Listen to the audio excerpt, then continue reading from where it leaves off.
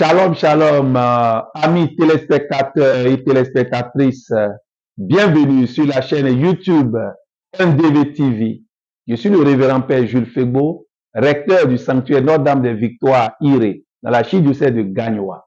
Aujourd'hui, j'ai le plaisir de vous présenter un enseignement intitulé Causes et conséquences de la jalousie. Nous prenons appui sur un texte biblique.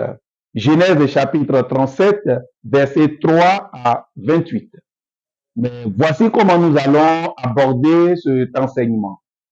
Nous allons l'aborder en trois points. Voilà, 3 points. L'envie et le manque de confiance en soi. Le premier point. Le second point, le refus du dépassement personnel. Et le troisième point, l'oubli ou l'ingratitude vis-à-vis des merveilles de Dieu. Nous ne manquerons pas de proposer des conséquences de la jalousie. Alors, avec votre permission, chers frères et sœurs, nous lisons le texte référentiel. Genèse chapitre 37, verset 3 à 28. Israël, c'est-à-dire Jacob, aimait Joseph plus que tous ses autres enfants, parce qu'il était le fils de sa vieillesse. Et il lui fit faire une tunique de grand prix. En voyant qu'il leur préférait Joseph, ses autres fils se mirent à détester celui-ci et ils ne pouvaient plus lui parler sans hostilité. Les frères de Joseph étaient allés à Sichem faire paître le troupeau de leur père. Israël dit à Joseph, « Tes frères ne gardent-ils pas le troupeau à Sichem? Va donc les trouver de ma part. » Joseph les trouva à Dothan. Ceux-ci l'aperçurent de loin et avant qu'il arrive près d'eux, ils complotèrent de le faire mourir. Ils se dirent l'un à l'autre, voici l'espère en songe qui arrive, c'est le moment. Allons-y, tuons-le et jetons-le dans une de ces citernes. Nous dirons qu'une bête féroce l'a dévoré et on verra ce que voulaient dire ces songes. Mais Rouben les entendit et voulut le sauver de leurs mains. Il leur dit, ne touchons pas à sa vie. Et il ajouta, ne répandez pas son sang. Jetez-le dans cette citerne du désert, mais ne portez pas la main sur lui. Et ils voulaient le sauver de leurs mains et le ramener à son père.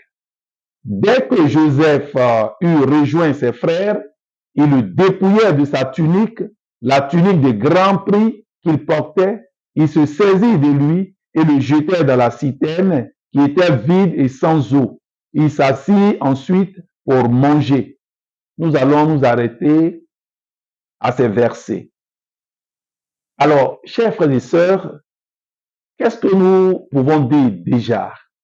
Nous pouvons donner, n'est-ce pas, une définition de la jalousie parmi tant de définitions. La jalousie est le fait de désirer une vie que l'on croit présente chez l'autre. Tout simplement. La jalousie, c'est désirer, le fait de désirer une vie que l'on croit présente chez l'autre et pas chez soi-même. Déjà là, il y a un verset biblique qui peut nous aider, Jacques 3, verset 16, qui dit « Car la jalousie et les rivalités mènent au désordre et à toutes sortes d'actions malfaisantes. » Nous donnons une autre définition de Joseph. Que signifie Joseph?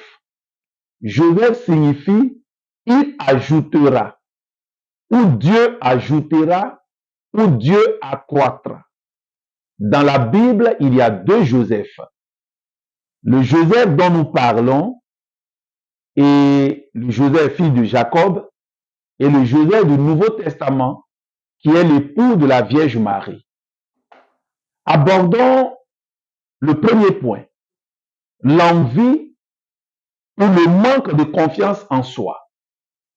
Au regard du texte biblique que nous avons lu, l'épisode de Joseph, le texte biblique dit clairement, Israël, c'est-à-dire Jacob, a eu un enfant dans sa vieillesse et cet enfant s'appelle Joseph. En pareille circonstance, il va entourer d'amour, de tendresse. Il va entourer cet enfant d'un regard particulier qui va faire dire qu'il aimait plus que les autres enfants, qui sans doute ont déjà grandi. Alors, à partir de cet instant, les autres enfants, se sentant en quelque sorte rejetés, vont manifester de la jalousie vis-à-vis de leur petit frère, l'homme de leur sang. Ils vont manifester de l'hostilité vis-à-vis de cet enfant. Du coup, nous allons nous demander, mais qu'est-ce que l'envie? L'envie n'est rien d'autre que le sentiment de désir mêlé d'irritation, de dépit qu'éprouve quelqu'un contre la personne qui possède ce qu'il n'a pas. Donc, dans ce premier point, nous parlons de l'envie ou le manque de confiance en soi. Et cela concerne les frères de Joseph. Pour eux, ils sont rejetés. Pour eux, ils ne sont pas aimés par leur père Jacob. Pour eux, leur père n'a plus d'estime ni d'amour pour eux. À partir de cet instant, au fond d'eux, ils sont comme délaissés. Il y a donc quelque chose en Joseph qui ne se trouverait pas en eux. Ils voudraient être bien à la place de Joseph, qui est entouré désormais de tendresse. C'est ça l'envie. On veut avoir ce que l'autre a, mais que nous n'avons pas. Si par exemple, on entoure l'autre d'éloges, nous voudrions bénéficier de ces éloges-là. Ça crée l'envie, ça crée le manque de confiance en soi. Ce qui est clair, c'est que les frères de Joseph ont été des petits frères à un moment donné. Et c'est sûr que le père les a aimés aussi. C'est sûr que le père les a entourés de beaucoup de tendresse aussi. Mais maintenant, il voudrait que ça perdure dans le temps. À partir de cet instant, chers frères et sœurs, nous pouvons tout simplement attirer l'attention de chacun de nous.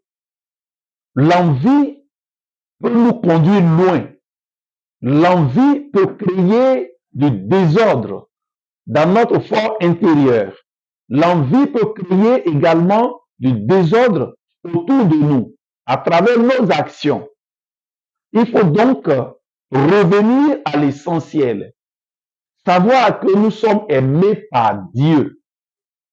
Et Dieu ne fait pas de différence entre les hommes. Les frères de Joseph ne l'ont pas compris. Ils ne l'ont pas compris.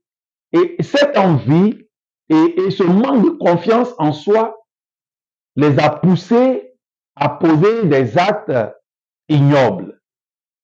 Alors, nous passons au second point. Le second point qui est intitulé le dépassement, le refus du dépassement personnel.